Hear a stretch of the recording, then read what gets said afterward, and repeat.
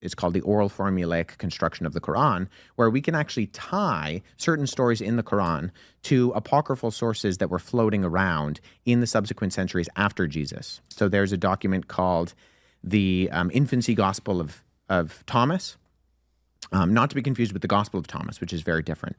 But the Arab Infancy Gospel of Thomas has a story where Jesus, the childhood Jesus, is making clay birds beside a riverbank.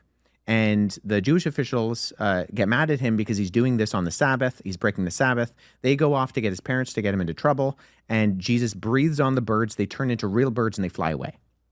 So this is an apocryphal story. It comes centuries after the actual historical Jesus. It has no historical ties to the historical Jesus, but it's a popular story that's being incorporated into this infancy narrative. In the Quran. So the Quran adopts it. So we can trace it to the Infancy Gospel of Thomas and then later Arab Infancy Gospel of Thomas. The Quran borrows it and incorporates it, but we know that it's not an actual historical story of Jesus. So when I say that there were stories that like they're familiar. So what's your point with that? What's your point with that? That there are stories that are familiar in that you're seeing the name Jesus. You're seeing the name John the Baptist. You're seeing the name Mary.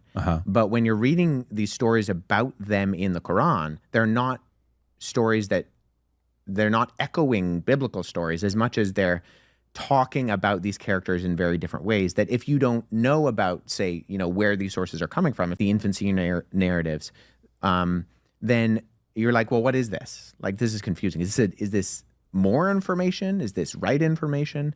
And so now later in life, in my formal education, digging into some of those things and figuring out, okay, well, here's how we trace those sources. Here's the paper trail. Here's how we can connect those dots between where potentially the author of the Quran was actually getting them from.